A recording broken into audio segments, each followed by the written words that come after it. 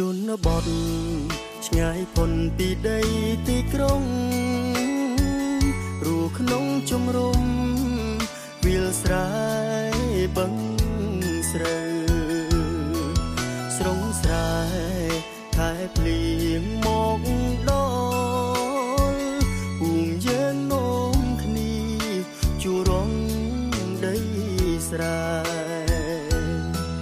ស្រងស្រែមានតែធ្វើស្រែដាំស្រូវ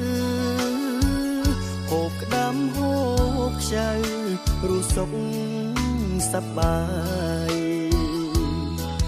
ជីវិត